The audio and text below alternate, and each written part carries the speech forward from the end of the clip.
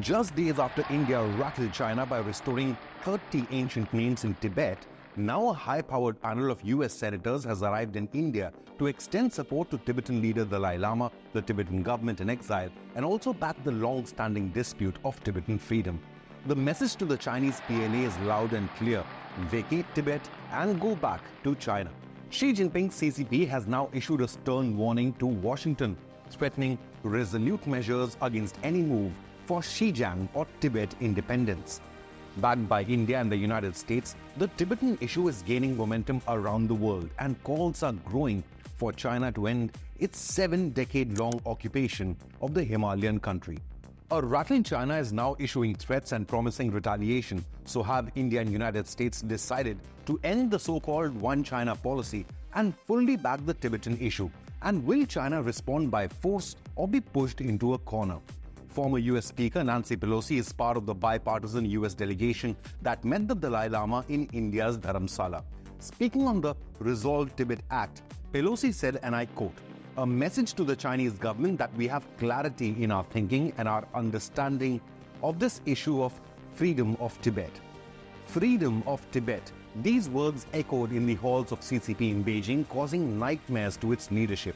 During her India visit, Pelosi also slammed Xi Jinping, adding, "His Holiness the Dalai Lama will live a long time and his legacy will live forever, but you, the President, will be gone and nobody will give you credit for anything." Unquote. Just last week, India validated Tibet's rich history by reinstating 30 ancient names, reinforcing Tibet's heritage since before Chinese invasion and occupation in 1950s.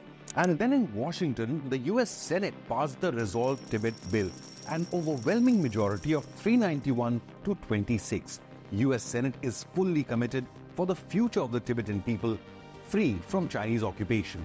Michael McCall, who is the chief of the delegation to India and one of the authors of the Tibet Act, says, quote, "This visit should highlight the bipartisan support in the United States Congress for Tibet to have a say in their own future.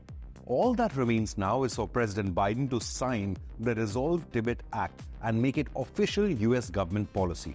A rattled Xi Jinping even dared to warn Joe Biden. CCP Foreign Ministry spokesperson Lin Jian urged America not to back Tibetan independence movement, saying Biden must, quote, "must not sign bill into law," and even warned of resolute measures. Though whether Beijing can actually do anything against the United States remains to be seen. Pelosi echoed US resolve in India's Dharamsala, saying, "This bill says to the Chinese government, things have changed now. Get ready for that," unquote.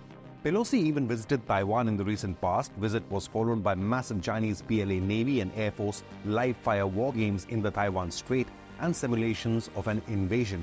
However, there has been no such display by the PLA following Indian and US government support to Tibetan community. Sikyong Penpa Sering, the president of the Tibetan government in exile, elaborated in Dharamsala, saying, quote, "The Resolve Tibet Act counters China's disinformation propaganda on Tibetan history, its people, and His Holiness the Dalai Lama," unquote. Since occupying Tibet by force in the 1950s, China has been spreading propaganda on so-called historical claims to Tibet. It uses its One China policy along with its military and economic clout to force other nations into accepting this narrative. However, India and the US have recently made bold strides in countering this Chinese propaganda. For thousands of years, India shared a 3,500-kilometer-long border with Tibet. India and Tibet are historical neighbors and not nuclear-armed India and China. Tibet acted as a buffer state between Indian and Chinese civilizations for eternity. In fact, in 1914, governments in India and Tibet officially demarcated their boundary as the McMahon Line. China was not part of the discussions, and instead the PLA invaded Tibet in early 1950s and then crushed the revolution in 1959, leading to an ongoing border dispute with India, which is escalating each year. Following this, the Dalai Lama fled to India along with thousands of refugees. Even today, 120,000 Tibetan refugees continue to live peacefully in India. In fact, Tibetans cheered Indian Army convoys en route the NAC following the 2020 Galwan Valley clashes against China. CCP not only occupied Tibet, but even today is attempting to salami slice into Indian territory. It claims the Indian state of Arunachal Pradesh as well. PLA has also built numerous military bases in Tibet, stationing its stealth fighter jets and army columns and threatening India's borders and sovereignty. India and Tibet share deep historical and cultural bonds. One of Hinduism's most sacred sites, the Kailash Mansarovar, is situated in Tibet, while there are scores of Buddhist Tibetan monasteries in India, like the historic Tabang Monastery in Arunachal. It is natural for India to support Tibetan people and culture. However, first in 1954 through Panchsheel Agreement under Nehru, and then in 2003 under Vajpayee, India did acknowledge Tibet was under Chinese administration. On both occasions, China backstabbed New Delhi, first by attacking and occupying Aksai Chin in 1962, and then violating India's sovereignty by launching the CPEC project in 2015 through Pakistan-occupied Kashmir, which remains legal Indian land under illegal Pakistani occupation. It's safe to say China has violated all agreements with India, and New Delhi is not bound to them anymore. Now, post the Galwan Valley clashes in 2020, which resulted in the loss of lives for both India and China, things have changed. India is more resolute in facing any Chinese aggression and is extending support to allies in the ASEAN region, including the Philippines, Vietnam, and Taiwan.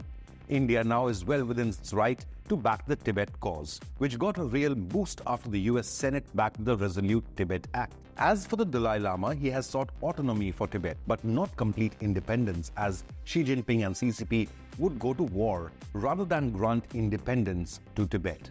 In fact, CCP claims it reserves the right to nominate Dalai Lama's successor and not the Tibetan people. Instead, Dalai Lama claims his successor might be found in India. China has long been the aggressor in South Asia, bullying all its neighbors by salami slicing. But for once, China finds itself on the back foot, suddenly facing this renewed push for Tibetan freedom.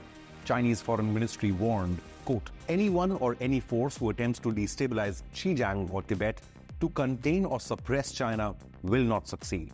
On the other hand, Chinese CCP continues its covert mission of eradicating Tibetan identity. But Beijing is forgetting something. There is no imaginary Xizang, instead only Tibet, which has existed for thousands of years.